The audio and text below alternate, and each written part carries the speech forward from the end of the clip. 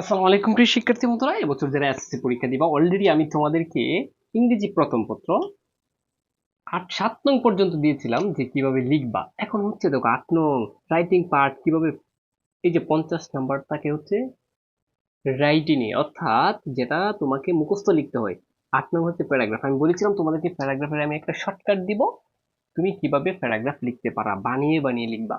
Just যে কোনো paragraph আসলেই শুধু 5 মিনিট আমি টেকনিকটা শেয়ার করবো, বেশি সময় নেই, তোমরা কয়েক ঘন্টা পরে পরীক্ষার হলে যাবা। এখন তুমি কি লিখবা?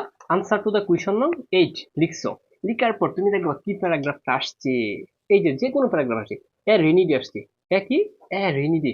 তো যে কোনো ধরনের প্যারাগ্রাফ আসুক, আগে তুমি প্যারাগ্রাফের নামটা লিখবা। এখানে লিখবা যে প্যারাগ্রাফটা আসবে, এই প্যারাগ্রাফের নামটা তুমি সুন্দর করে লিখবা আগে। কথা বুঝছো? নামটা লিখে তুমি সুন্দর করে এই যে দুইটা টান দিবা। তাহলে টিচারে ভাববে যে না, তুমি হচ্ছে প্যারাগ্রাফ লিখতেছো। ঠিক আছে, এখন এই রেনি ডে সম্পর্কে জাস্ট কি করবা, সুন্দর করে 1-2 লাইন লিখবা আগে। এখন এটা শুধু রেনি ডের জন্য না, যে কোনো প্যারাগ্রাফ আসুক তুমি আগে নামটা লিখবা ভালো করে। কথা বুঝছো? এখন একটা টেকনিক বুঝবো, জাস্ট আমি কি 5 মিনিট একটা টেকনিক শেখাবো। এখানে অন্য প্যারাগ্রাফও থাকতে পারে, যেমন এখানে দেখো আছে একটা, এই যে এনভায়রনমেন্ট পলিউশন। যে কোনো ধরনের প্যারাগ্রাফই আসুক তুমি আগে নামটা লিখবা। কথা বুঝছো? এই পর্যন্ত শেষ। এরপরে যেটা করতে হবে, প্রকৃতপক্ষে প্যারাগ্রাফের লিখন নিয়ম হচ্ছে, দেখো এখানে যে উত্তরগুলো আছে, এই যে প্রশ্নগুলো আছে, এই প্রশ্নগুলোর উত্তর দিয়ে তোমাকে বড় করে লিখতে হয়। এই যে এখানে যেমন বলছে how is a rainy day, একটা রেনি ডে কেমন, একটা রেনি ডে কি কেমন। এখন তুমি যদি এইটার উত্তরটা জাস্ট দিতে পারো তাহলেই কিন্তু স্ট্যান্ডার্ড হয়ে যাবে। কথা বুঝছো? তাহলে দেখো আমি এখান থেকে সাজিয়ে লিখবো এখানে। এখন তুমি প্রথমেই লিখবা যে এ রেনি ডে। দেখছো, এই যে এ রেনি ডে। সো দেখো আমি কিভাবে লিখতেছি, জাস্ট একটু দেখো। এ রেনি ডে ইজ একটা রেনি ডে হয়। এখন রেনি ডে মানে কি, দুর্দিন বা বৃষ্টির দিনটা আর কি। ধরো মনে করো কি বৃষ্টির দিন কি খুবই কি এটা কি ভালো দিন নাকি খারাপ দিন, এটা জাস্ট তুমি মনে করো তাহলেই হবে। এখন অনেকজনের কাছে বৃষ্টির দিনটা ভালো না, অনেকজনের কাছে আবার ভালো। যাদের কাছে ভালো না, তুমি লিখতে পারো যে a rainy day is harmful, harmful day, একটা কি ক্ষতিকর দিন।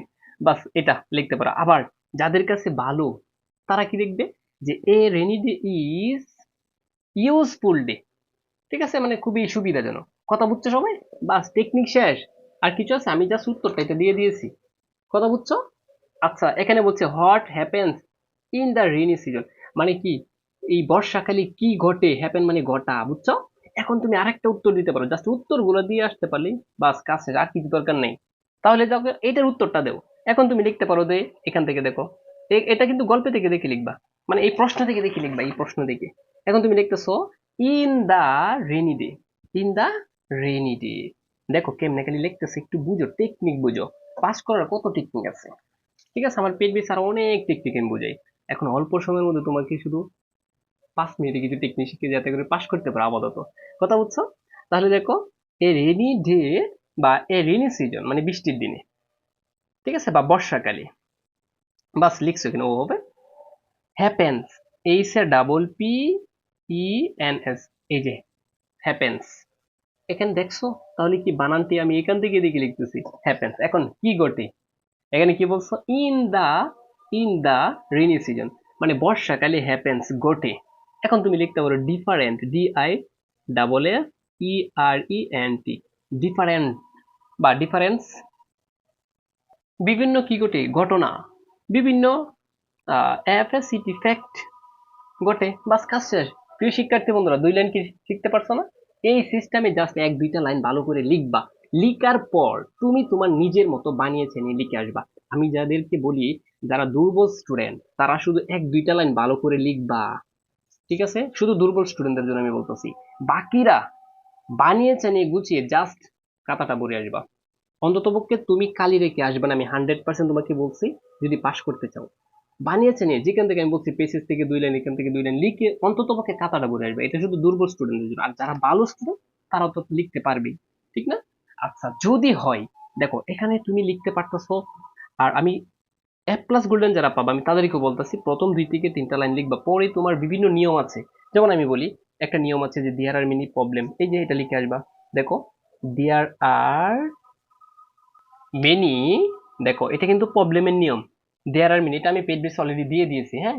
দেয়ার are many problem, PROBLEMS, problems একটা লাইন শিখিয়ে দিচ্ছি। There are many problems like, like, হ্যাঁ, যেমন there are many problem, there are many problems like, যেমন অনেক ধরনের সমস্যা আছে, যেমন পলিটিক্যাল যত সমস্যা আছে এখন দেখেন, এটা হচ্ছে যেমন এনভায়রনমেন্ট পলিউশন, যত প্রবলেম সম্পর্কে আসে, প্রাইস হাইক, এগুলো আসলে এই নিয়মটা লাগাইতে পারবা। কত, মানে একদম মিডিয়ামে লাগাবা, প্রথমেই না, প্রথমেই লাগাইলে হবে না, ঠিক আছে। যেমন POLI, পলি, TITCL, পলিটিক্যাল, অনেক শিক্ষার্থী উচ্চারণ পারে না, বানানোই পারে না। Political, social, SO, CIL, social, political, social, economic, ICO, eco, NO, econo, MIC, mic, economic, etcetera, ঠিক আছে। অনেক ধরনের সমস্যা আছে, কোথায় তুমি লিখতে পারো ইন, এই যে in our, in our country, আমাদের দেশের মধ্যে। এই তো দেখো কত বড় লাইন হয়ে গেছে। প্রিয় শিক্ষার্থী বন্ধুরা, তাহলে ভিডিওটা এখানেই শেষ করে দিচ্ছি। তোমরা শেষ মুহূর্তে জাস্ট 5 মিনিটে পরীক্ষার মানে পরীক্ষার 1 থেকে 2 ঘন্টা আগে জাস্ট টেকনিকটা একটু শিখে যাও। দেখা হবে তোমাদের সাথে অন্য একটা ভিডিওতে। আর বলে রাখি, তোমরা টেকনিকের একদিনের কোর্সে যদি ভর্তি হতে চাও, আমাদের এই নাম্বারে এখনই যোগাযোগ করতে পারো, 01996505091। ঠিক আছে। তোমরা যদি একদিনের পাশে চিন্তা করতে চাও, অর্থাৎ ইংলিশ সেকেন্ড পার্ট আছে, তারপর আছে ম্যাথ, MCQ, সিকিউ সব কিছু, মাত্র কোর্স ফি 350 টাকা। একদম 510 টাকার অফার থেকে চলে আসছে এখন 350 টাকা। যদি ভর্তি হতে চাও, জীবনের শেষ মুহূর্তে কোর্স নিয়ে যোগাযোগ করতে পারো, এই নাম্বারে হোয়াটসঅ্যাপ আছে।